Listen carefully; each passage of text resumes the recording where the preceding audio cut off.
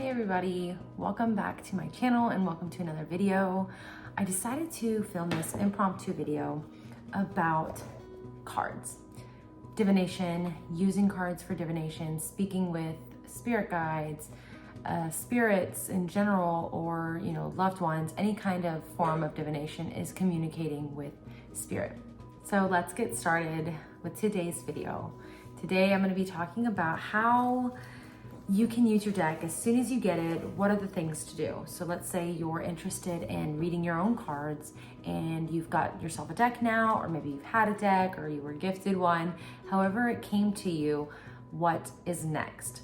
So what you can expect is, some kind of guidelines before is when you get your deck, make sure you clear it somehow, maybe with a selenite plate, or if you have a selenite piece, or you can cleanse that deck with Palo Santo, sage, or if you don't have any of that stuff, that's okay. You can clear it with your intention just by holding the deck and kind of just eyes closed or whatever you want to do, and just cleanse or imagine yourself cleansing the deck, and it's just energy of this deck that it's picked up on its way to you. It is now cleansed and it is ready for a clean slate.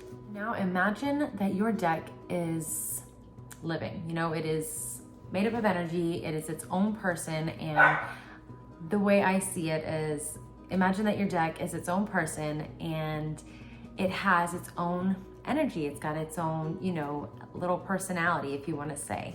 So as you begin to experiment with your deck, you'll begin to pick up on literally what it's like. It's almost like it's a living being. It's got its own kind of energetic resonance to it, and it vibrates at a certain frequency. And as soon as you begin to build your deck collection, then they all begin to be unique to you, and you'll understand that as it goes along. But when you get your deck, really focus on what you're going to be using your deck for, what kind of intentions. Maybe it's just daily connection to yourself. Maybe it's divination in order to further your career or further your love life, or maybe to work on shadow work. So many reasons why you would want to use divination cards. And so the one thing that we like to practice, and the main thing we want to focus on when we're doing this, is making sure that while you use these cards and communicate with spirit, you are doing it for only the highest good of yourself, for everybody involved, for the intentions of, that your intentions for others, or anything like that. This is communicating with spirit, so you do have to kind of not follow some guidelines, but practice good energy hygiene is what we'll call it. You want to make sure that you are in a clear state of mind, that you are only, doing it for the highest possible good of yourself and all those involved, which I'll talk a little bit more about that in a second, and that you're taking precautions to protect yourself when you begin working with your cards. And that's not to scare you, but it is the reality of it. And I focused on that in the very beginning, since I was so kind of wary coming from a religious background.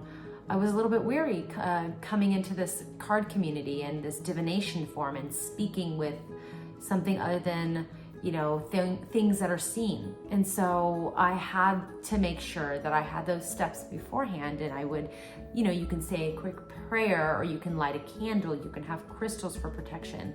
Black tourmaline or black obsidian, those are really good protection crystals that, you could just take it and bring it out wherever you're sitting while you're doing your card reading for yourself or anybody else, and really set those other intentions and boundaries to know that you are protected while you're using these divination cards, and that it is only for the highest good of yourself and all those involved. And then it doesn't hurt to call on your spirit guides and, have a communication open, and it gets more comfortable as you learn to do these things, that you can speak to your spirit guides, angels, whatever you want to do. And I'll give you an example. So when I read cards, I, make sure I say that Archangel Michael, I call upon you to protect me in this reading, and may these messages that I receive only be for the highest good of myself or all those involved, and for the best outcome of myself or all those involved, and stuff like that. And so that just kind of protects us energetically. And when you have that intention set in your head, and it's set in stone anyways, like it's as soon as you put it out there in the universe and the energy that you put out and stuff like that, it's set in stone. Like you're good, you're taking care of those little check marks in the boxes to make sure that you are always protected in any sort of energy work that we do, or divination work and speaking with your spirits and stuff like that. When you get your deck, it'll come with a booklet most of the time. Some decks do not, so you'll need to make sure you read before you purchase online or wherever, that it'll say, you know, a card deck and guidebook. And so each card deck is going to be very different, and I don't need to go into too much detail because when you open your card book, it'll give you a guide on how to attune your cards. So when you get them, you kind of like meditate on their energy and you connect with it. So it'll tell you, you know, it'll give you like a little consecrating the cards, clear your deck, you know, dear spirit, thank you for lifting away anything from these cards that is not of divine love. And that's just an example from this little card deck. And so they'll walk you through on what to do, how to use your cards. And that's the cool thing, that when they come with a guidebook, they'll teach you how to use them basically. So after that, after you've pretty much cleansed your deck, connected with it, and you're ready to do a reading, then that's when it's kind of all up to you. You want to, you know, ask the proper questions. The main thing is to steer away from yes or no questions. You know, what would the energy be like if I were to choose this? Or, you know, if you've got a decision to make, you can do those decisions you've got for you. Show me the energy if I were to go with this decision. And so you take one card for that decision, and then you say, show me the outcome of, you know, my choice on this, the other decision, and you choose another card, something like that. And so that way you see the possibility, because we do still have free will. So you have to kind of play around with this and communicating with your guides and stuff like that. Learn their language, learn how you're communicating with your spirit guides, or, you know, whoever you specifically choose to communicate with, because that is what these cards are about. It is about divination and communicating with your guides, yourself, or if you just want to see it as your higher self, you can see it like that. You're connecting with your intuition. You know, that's baseline, pretty much how you can view these working with these kinds of cards, is that you're really just connecting back to yourself, your higher self, you know, getting out of your monkey mind, if you were to say, and really learn how to quiet down, connect, and listen to those little messages that you normally would just kind of pass by. So those are the kinds of questions you could ask. Stay away from yes or no. Really come to it in a clear mind. So if you're asking for, you know, if you're asking out of desperation, or if you're asking out of fear, the cards aren't going to work in your favor. You know, you may get some answers that begin to just kind of don't make sense. You know, you pick a card and you're just, you know, I don't really understand that. Well, of course you're not going to understand it, because you're asking out of the energy of fear, or you're asking out of the energy of desperation. So really try to clear yourself of any kind of unnecessary energy that does not need to be brought into your reading, stuff like that. So that way you can get the most benefit out of any kind of reading that you will be giving yourself. And take that information. I encourage you to keep track of these things in a journal. That way you can maybe go back on it if you don't understand it that day. And even if you were in a clear mind and not in desperation, and you're just like, not really understanding that. Well, that's okay. That's a part of learning how to communicate with your cards. So you write it down and you come back to it at a later day, or when you remember it in the time being, and you can go back and understand it, and maybe it'll come to you one day and you can journal about it some more. So that's kind of how my journaling journey came to be, along with cards. And it really just goes hand in hand, because you're able to write down the question that you're asking, write down the card that you received, and then if you want to, you can journal some more about it and how it makes you feel and get the answers. And sometimes it flows a little bit more easier when you're journaling, and you're not kind of just having to just take that and sit with it. And okay, it comes easier when you're in a state where you can just kind of relax, take your time to do things, and get the answers that you need for guidance.